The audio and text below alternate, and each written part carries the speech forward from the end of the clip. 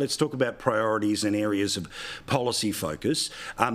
Reducing red tape is something that you'd like to do, but why would you like to do that?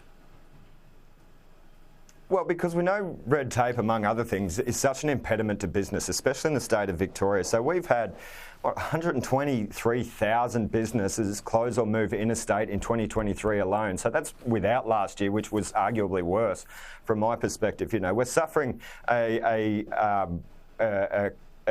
housing shortage, and we've had a 70% increase in construction companies filing for insolvency. How does that even occur, you know?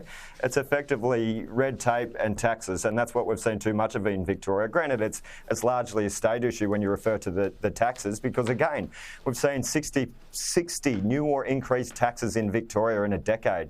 Now, that's evident of a state and federal government, if I'm honest, suffering from serious fiscal illiteracy, and Victorians are feeling it. Victoria is now the worst state in the country to do business in.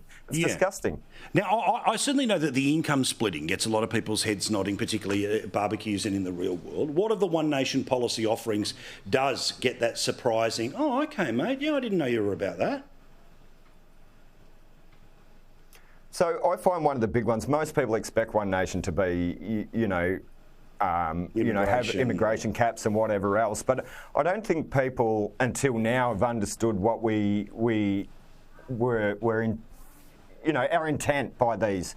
They just thought we must have been being racist, but the reality is there's nothing racist about wanting to protect your country. And we've seen 1.8 million people come in within 3 years, and it's completely unsustainable. You know, this has caused the strain on all of our services and exacerbated the housing shortage and the cost of living crisis. So, look, while it's not a surprise to people to hear that we obviously have strict policy on immigration, it is a surprise to people that it's developed from a place of economic management and economic literacy, rather than just deciding we want to shut the gates and not allow people into our country. So 100%. People have been amenable to that discussion more so now than they previously have, and that's what I found. I've been on pre-poll all day today, and as you've previously said, I think, mate, this election could potentially be won or lost in the suburban areas of both Melbourne and Sydney. And that's what I'm seeing on the ground today. And people are having these conversations.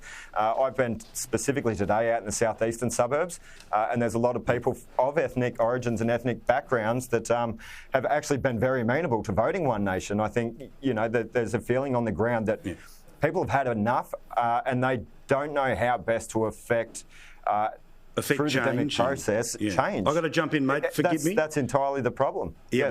We've got to keep the ads going. All right, so we'll get that in a moment or two's time. onenation.org.au if you want more information. All the best. Nice to meet you, mate. Good luck.